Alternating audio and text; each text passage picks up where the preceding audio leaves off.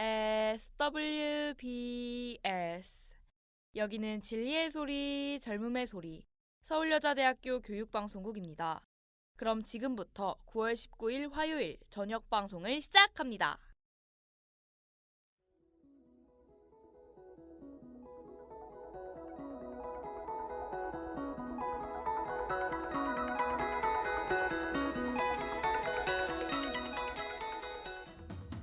신이들이 똑똑해지는 라디오 슛동라 화요일 방송을 시작합니다. 안녕하세요, 안영은입니다. 안녕하세요, 이하은입니다.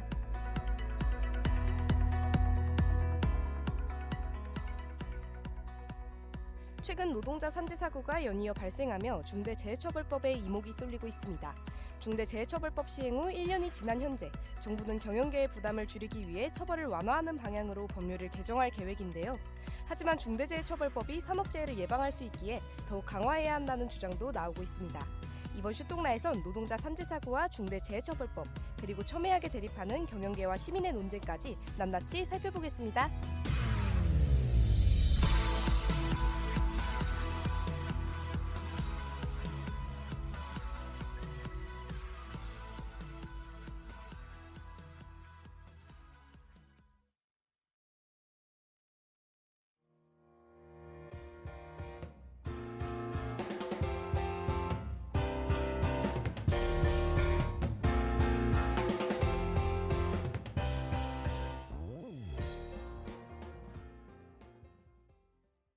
기자님, 이제 날씨가 많이 선선해지긴 했지만 이번 여름 정말 더웠죠. 근데 이 뜨거웠던 여름에 지하주차장에서 제대로 된 냉방시설 하나 없이 카트와 주차관리 업무를 하는 직원분들이 계셨죠. 그런데 결국 열악한 노동환경에 노동자분이 사망했다는 비보가 전해졌는데요. 이 사건에 대해 자세히 알려주실 수 있나요? 네, 맞아요. 정말 안타까운 사건이었죠. 지난 6월 19일 코스트코 주차장에서 업무 중 쓰러진 직원은 심폐소생술을 받으며 인근 병원으로 옮겨졌으나 사망했는데요. 사망 원인은 폐색전증 및 온열에 의한 과도한 탈수라고 밝혀졌습니다. 온열에 의한 과도한 탈수라 무더위 속 무리한 작업으로 인해 안타까운 사건이 일어난 것으로 보이는데요. 네, 그렇죠.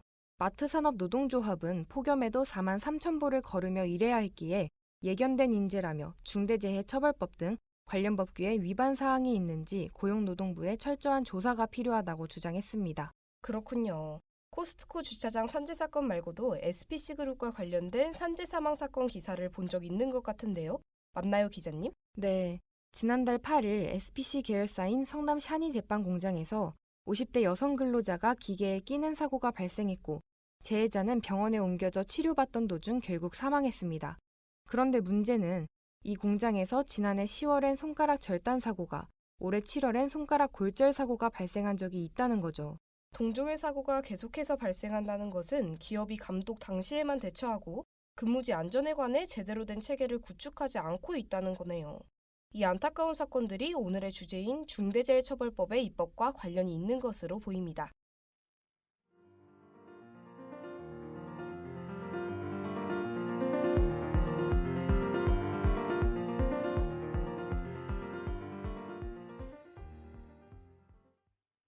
기자님, 앞에서 언급하셨던 사건들에 대한 고용노동부의 대처가 궁금해지는데요. 네, 먼저 지난 6월 코스트코 주차장에서 카트 관리를 하던 직원이 쓰러져 사망한 사건부터 말씀드리겠습니다. 당시 코스트코는 노동자가 사망한 지 하루가 지난 후 뒤늦게 노동부에 사망 사실을 신고했는데요. 고용노동부는 이 사건에 대해 코스트코 측에 과태료 3천만 원을 부과했습니다. 사망 사실을 하루 늦게 보고했다는 이유로 고용노동부에서 3천만 원을 부과한 거군요. 그렇다면 이런 늑장 신고가 어떤 법에 저촉된 것인가요? 네, 산업안전보건법상 중대재해가 발생할 경우 사업주는 해당 사실을 노동부에 지체 없이 보고하게 되어 있는데요. 하지만 코스트코는 발생한 사고를 하루 뒤에 신고해 규정을 위반한 것이죠.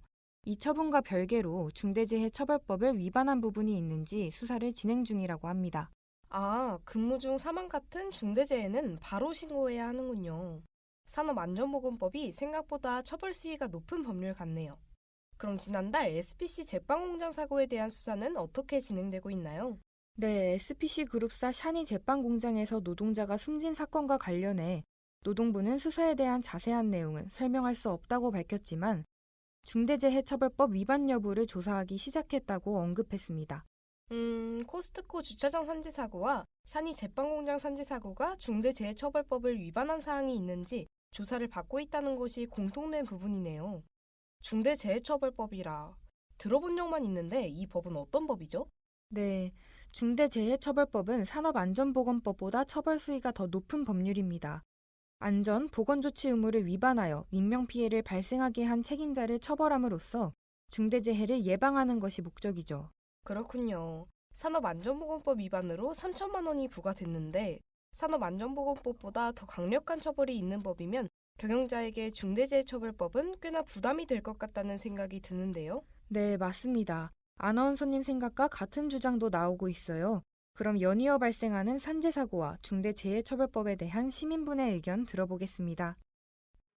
노동자 산재 사고와 관련된 기사가 자주 보이는 것 같은데요. 진짜 안타까운 일이죠. 노동자의 안전한 근무 환경을 조성하기 위해서 책임자를 처벌하는 것은 필요하다고 생각합니다. 하지만 사업주에게 지나치게 높은 책임을 요구하는 것 같은데요. 처벌 수위가 높다 보니까 경영 위축을 초래하지 않을까 우려가 되기도 합니다. 또 이 법은 산재 사고 예방보다는 처벌에 중점을 두고 있잖아요. 사고 발생 후 처벌보다는 사고 발생 자체를 막을 수 있는 법이 될 수 있도록 개정이 필요한 것 같아요.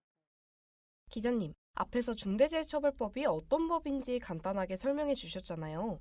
중대재해처벌법이 어떻게 발의됐고 언제부터 시행됐는지 중대재해처벌법에 대해 자세한 설명 부탁드립니다. 네, 정확히는 중대재해처벌 등에 관한 법률인데요. 2021년에 문재인 정부와 더불어민주당이 추진한 법안으로 작년 1월부터 시행됐습니다. 사업주가 안전확보 의무를 소홀히 하여 중대산업재해나 시민재해가 일어나 인명피해가 발생할 경우 사업주나 경영 책임자를 처벌하는 법률이죠. 아, 그렇군요. 이러한 법안이 없더라도 안전한 근무 환경이 있으면 좋겠지만 노동자의 근무 환경에 대한 관리가 제대로 되지 않고 있기에 근로자의 생명과 신체를 보호하기 위해 수립된 법안이네요. 그런데 시민재해가 뭔진 정확히 모르겠어요. 설명해 주실 수 있나요?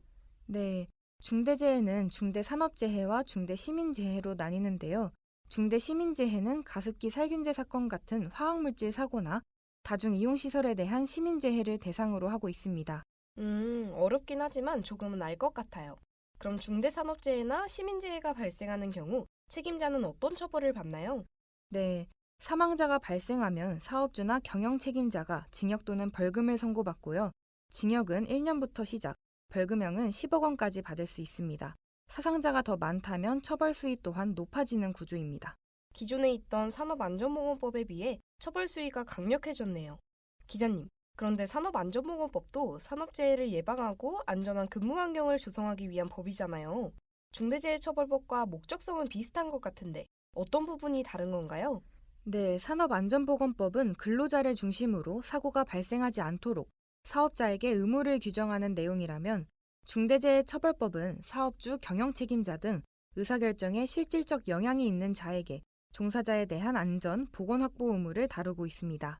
아, 의무 주체가 다른 건 알겠는데 나머지 부분은 뭐가 다른 건가요?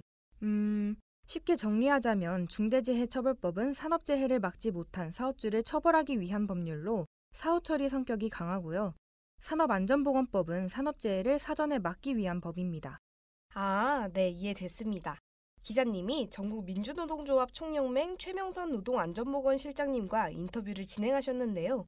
중대재해처벌법이 만들어진 배경에 대해서 설명해 주신다고 합니다. 함께 들어볼까요?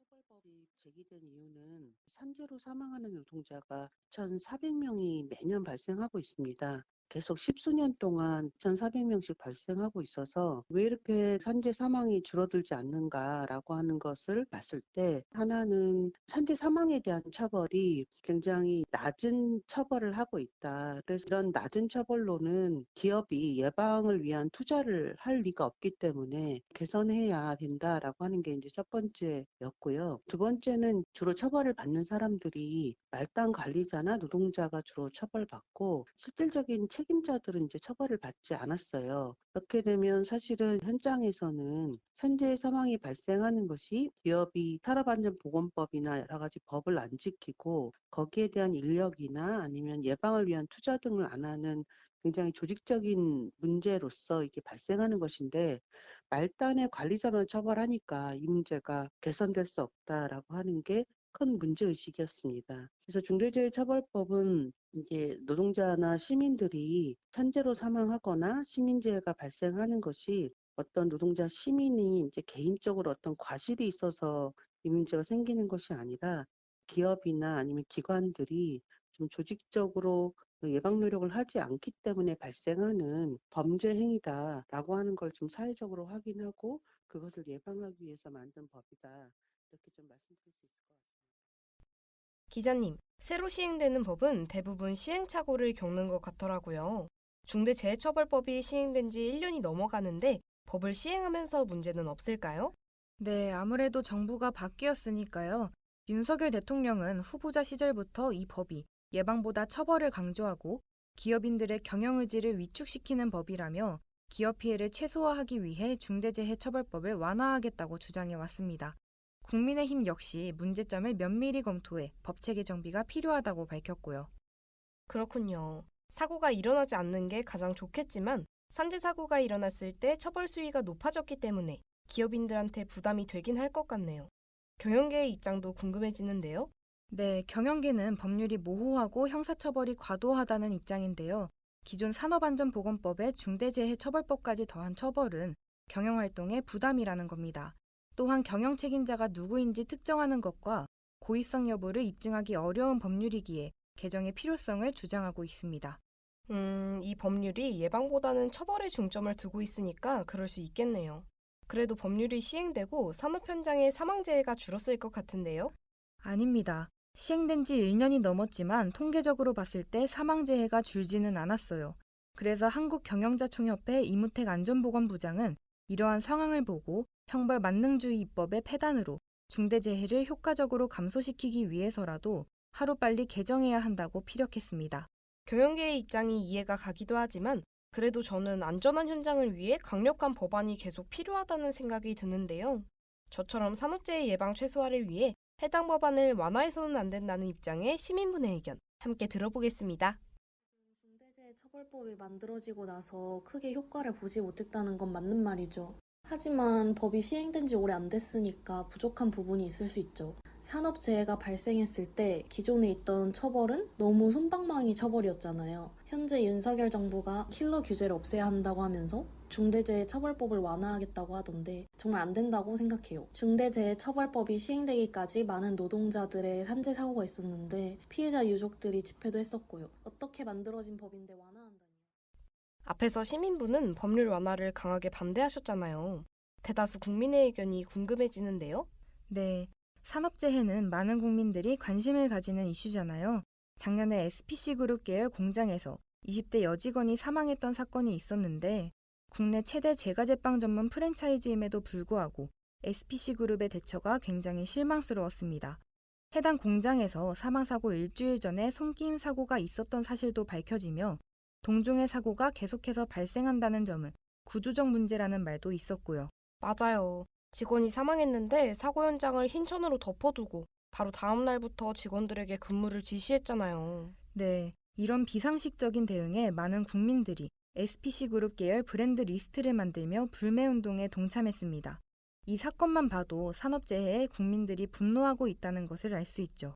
한국보건안전단체 총연합회에서 조사한 바에 따르면 중대재해처벌법이 산업재해 예방에 도움이 된다고 생각하며 더 강화해야 한다는 응답이 60%였다고 합니다. 대다수의 국민들은 중대재해처벌법에 긍정적인 입장을 보이고 있군요. 경영계와 국민의 주장이 엇갈리고 있는 거네요. 네, 맞습니다. 국민과 노동계는 법 개정 필요 여부를 두고 반대하고 있어요. 민주노총은 이러한 움직임을 계약이라고 주장하며 강하게 반발하고 있습니다. 또한 오히려 중소사업주는 하청의 책임을 떠넘기지 않기 위해 중대재해처벌법을 찬성하고 있다고 밝혔고요.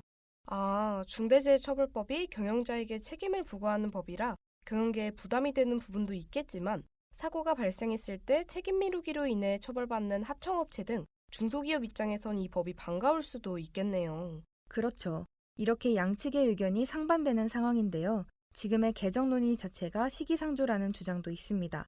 정혜선 한국보건안전단체 총연합회 회장은 시행된 지 1년밖에 안 됐고 관련 판결이 쌓인 상태도 아니어서 지금은 법을 바꿀 시기가 아니라고 말했습니다.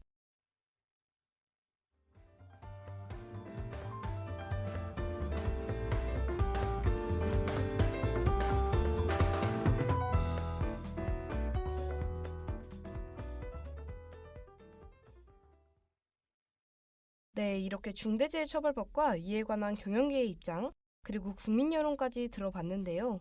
노동자의 노동 환경을 보장하기 위해 국제노동기구 또한 부단히 노력하고 있다고요. 네, 작년 6월 국제노동기구의 노동기본권에 안전하고 건강한 노동 환경이 포함됐습니다. 1988년 채택된 기본권 선언은 결사의 자유, 강제근로 철폐, 차별금지, 아동노동금지 이렇게 4가지 분야로 이루어져 있었는데요. 여기에 산업안전보건 분야가 추가된 것입니다. 산업화와 과학기술의 발전으로 인해 산업재해의 범위와 규모가 커지고 있기 때문에 기본권 선언이 개정된 것이군요. 맞아요. 2019년에 안전하고 건강한 노동 조건을 기본 요소에 포함해야 한다는 주장이 나왔고요. 3년간 논의를 거쳐 22년에 기본권 선언이 개정된 것입니다. 건강한 일터를 마련하도록 규정한 협약이 기본 협약으로 선정됨에 따라 회원국들은 노동기구의 이행 보고 의무가 강화되는 등 이전보다 엄격한 점검을 받게 됩니다. 우리나라도 국제노동기구에 가입되어 있는 회원국이잖아요. 기본권 선언이 개정됐을 때 우리 정부는 어떤 반응을 보였나요? 네, 고용부는 우리 정부가 산업재해 예방 강화를 고용노동 분야 국정과제의 가장 중요한 과제로 정하고 있다고 밝혔습니다. 현 정부가 이런 발언도 했었군요. 중대재해처벌법을 완화해 기업의 부담을 줄이면서도 산업재해 예방을 강화한다라. 두 마리 토끼를 다 잡는 것이 쉽지는 않을 것 같네요. 네, 그렇죠. 둘 다 해결할 수 있으면 가장 좋겠지만 최근 산재 사건이 자주 발생하고 있는 만큼 모든 노동자가 보호받을 수 있는 노동 환경을 조성하는 것이 먼저일 거란 생각이 듭니다.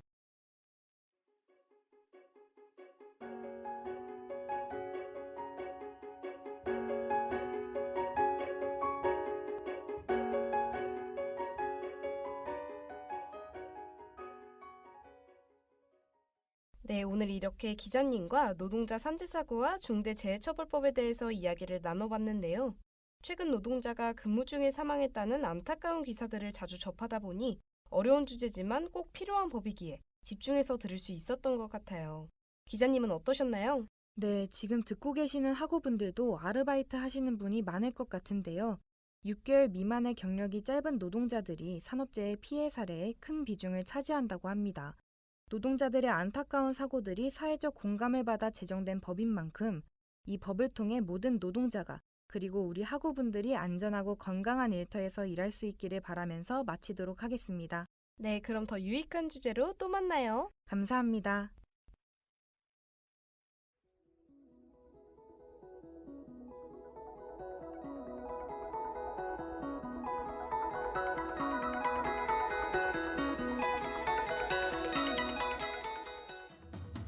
이상으로 슈니들이 똑똑해지는 라디오 슈똥나를 마칩니다.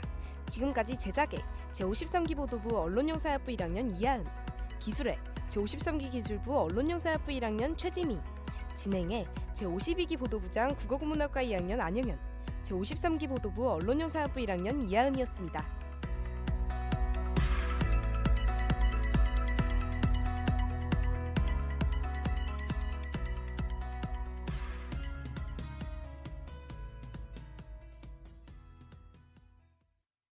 지금까지 여러분께서는 SWBS 서울여자대학교 교육방송을 들으셨습니다. 서울여자대학교 방송은 월요일부터 금요일까지 오후 12시 30분부터 12시 50분까지 저녁 5시 40분부터 6시까지 총 40분간 정규방송을 하고 있습니다. 지금까지 청취해주신 여러분께 감사드리며 이상으로 9월 19일 화요일 정규방송을 모두 마치겠습니다. 여기는 진리의 소리, 젊음의 소리, 서울여자대학교 교육방송국입니다. SWBS